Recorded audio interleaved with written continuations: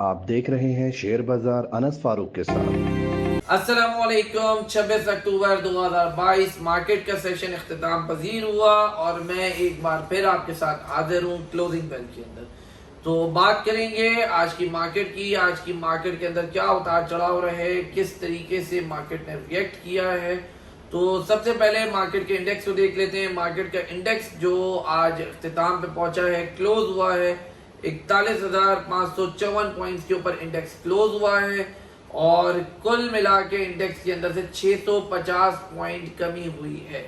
तो इंडेक्स के अंदर से 650 पॉइंट कम हो गए हैं। आज एक हमने मिनी ब्लड बाथ देखा है स्टॉक एक्सचेंज के अंदर, जो कि लॉन्ग मार्च की खबर के ऊपर आया, पॉलिटिकल नॉइस के ऊपर ये खराबी पैदा हुई। इन्वेस्टर्स का ट्रस्ट जो है बहाल नहीं हो पाया और वो मार्केट के अंदर एक पैनिक सिचुएशन क्रिएट कर गया, जहां पे हमने देखा कुल मिला के 266 कंपनीज के स्टॉक जो हैं वो मार्केट के अंदर नेगेटिव के अंदर आज एक ही दिन के अंदर चले गए।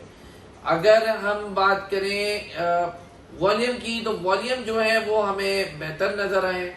अगर ये माल नीचे मंदी के अंदर बिका भी है तो वहां से लाजमी सी बात है जो प्योर इन्वेस्टर्स हैं उन्होंने वहां से बाइंग करी है। 265 मिलियन का वॉल्यूम एक अच्छा नॉर्मल एवरेज वॉल्यूम है। तो ये 265 मिलियन का वॉल्यूम नीचे से उठा भी है और वहां पे इन्वेस्टर्स जो हैं वो पैनिक में बेचने वालों का आप समझें कि सस्ता माल लेके अपॉर्चुनिटी को अवेल कर गए हैं। अब अगर हम टॉप 3 की बात करें तो आज की मार्केट के अंदर टॉप 3 के अंदर WTL पहले नंबर पे, दूसरे नंबर पे जीटेक का राइट शेयर जिसका आज आखिरी शेयर दिन था और वो बिल्कुल 1 पैसे के पास आके क्लोजिंग उसने दे दी। तीसरे नंबर पे फिर दोबारा से पेनी स्टॉक के अंदर ही के इलेक्ट्रिक, चौथे के ऊपर आप TRG को आपने देखा कि उसने लोअर लॉक के पास 7.5% अपनी वैल्यू को एक बार फिर से डाउन किया। हैस्कोल 5वें नंबर पे रहा। और अगर सेक्टर वाइज देखें हम तो टेक्नोलॉजी सेक्टर पहले नंबर पे, दूसरे पे पावर जनरेशन, तीसरे पे केमिकल सेक्टर। क्रूड ऑयल की बात करें इंटरनेशनल मार्केट के अंदर तो आज ऑयल जो है तकरीबन थोड़ा सा बड़ा है और $85 के पास ट्रेड कर रहा है। क्रूड ऑयल अगर बढ़ता है तो ये हमारी मईशत के लिए बहुत ज़्यादा नुकसानदेह चीज़ है, क्योंकि हमें जो पेमेंट्स कर रही हैं बाहर क्रूड ऑयल की वो डॉलर के अंदर है और रिजर्व के अंदर हमारे पास डॉलर्स बहुत कम है। अगर कल तक के स्टेट बैंक के रिजर्व को देखें तो वहां पे हमारे पास 7.8 अरब डॉलर थे और अगर आज हम रिजर्व की बात करें तो एशियन डेवलपमेंट बैंक से जो हमें कर्जा मिलना था वो अल्हम्दुलिल्लाह मिल चुका है। 1.5 अरब डॉलर इनफ्लो हो चुका है स्टेट बैंक के ज़खायर के अंदर और उसके बाद जो है हमारा जो रिजर्व है स्टेट बैंक का वो 9 अरब डॉलर से जायद जा पहुंचा है। तो ये सिचुएशन हमारी करंट है। अगर हम डॉलर को देखें तो डॉलर भी जो है वो रुपए की कदर के अंदर जो है वो बार बार इजाफा हो रहा है डॉलर के अंदर और रुपए की कदर गिर रही है। थोड़ी सी जरूर गिर रही है स्लाइटली, लेकिन नुकसानदेह चीज है। आज को जिसके ऊपर कंट्रोल देखा गया है क्योंकि एशियन डेवलपमेंट बैंक से जैसे कि मैंने आपको बताया कि 1.5 अरब डॉलर आ गया है, उसकी वजह से आज ये सिचुएशन जो है वो कंट्रोल में आ गई है। अब कल 27 अक्टूबर 2022 कल की मार्केट को अगर हम देखें तो कल एक दोबारा एक दिन हम करीब हो जाएंगे जुम्मे वाले दिन से, लॉन्ग मार्च से, और फिर ये कल का दिन हमारे लिए दोबारा रिस्की है। पॉलिटिकल अनसर्टिनिटी बहुत ज़्यादा है, मामलात ख़राब हैं। जो हमारे सीनियर जर्नलिस्ट अरशद शरीफ साहब का जो आप कह लें कि एक मुल्क के अंदर दिखाया जा रहा है कि ये टारगेट किलिंग है, कोई कह रहा है कि ये एक सानिया हो गया है, तो ये रेक्टिफाई नहीं हो पा रहा। बहरहाल इसको पॉलिटिकल बनाया जा रहा है इसको भी, तो वहां से हमारे पॉलिटिकल मामलात और ज़्यादा बिगाड़ पैदा कर रहे हैं।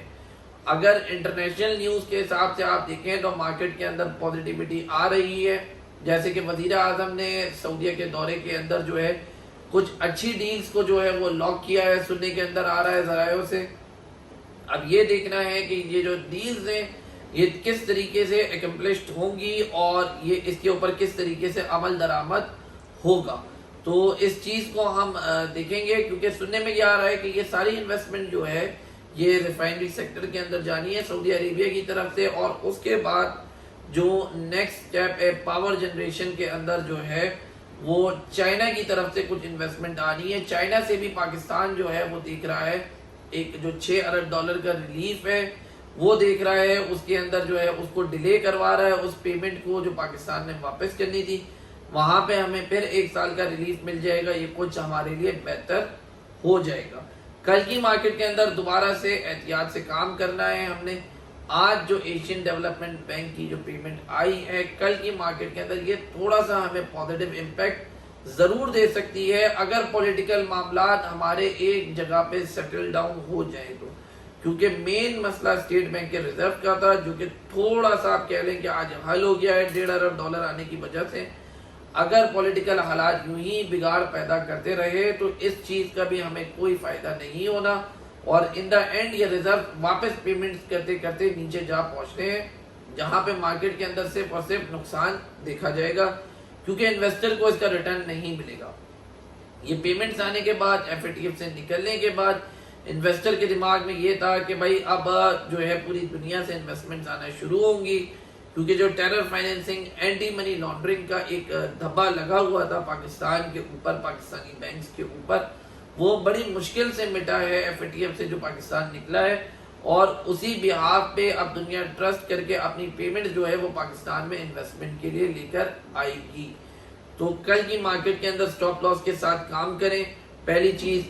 दूसरी चीज, ट्रेडर्स दोबारा से हम उनको मोहतात रहने का बोलेंगे कि मार्केट से कुछ दिन दोबारा से दूरी इख्तियार कर लें, ट्रेडिंग ना करें।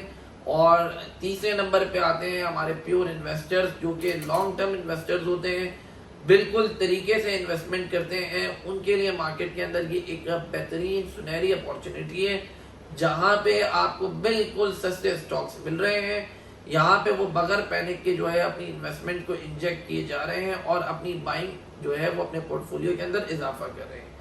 जो ही मार्केट के अंदर अच्छे दिन आना शुरू होंगे, इन्वेस्टर्स वहां पे अपनी इन्वेस्टमेंट को पुल आउट करना शुरू कर देते हैं, प्रॉफिट टेकिंग शुरू कर देते हैं। और ट्रेडर्स जो होते हैं हमारे, और जो एक छोटा इन्वेस्टर कह लें, वो ग्रीन जोन के अंदर जब आके इन्वेस्टमेंट करना शुरू करता है तो वो बेचारा वहां पे ट्रैप हो जाता है, क्योंकि अल्टीमेटली वहां पे एक प्रॉफिट टेकिंग का सिलसिलेकार जारी होता है, जो कि इन्वेस्टर्स, बड़े इन्वेस्टर्स का होता है, जो आपके बिल्कुल रेड जोन के अंदर मार्केट के अंदर बाइंग करके निकल जाते हैं।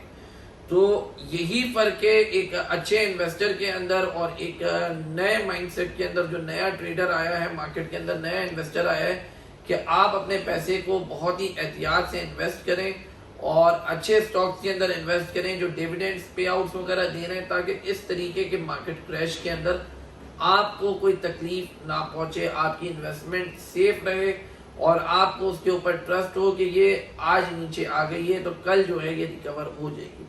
क्योंकि मार्केट ने इस तरीके का फेस हमें पहली बार नहीं दिखाया। स्टॉक मार्केट ही जो नाम है वो उतार चढ़ाव का नाम है, और ये मार्केट के लिए आम मामूल बात है कि माइनस होना और वहां से प्लस होना और प्लस से माइनस के अंदर जाना। अगर ये नहीं होगी तो ट्रेड स्विंग्स नहीं होंगी और फिर मार्केट किसी काम की हमारी नहीं है।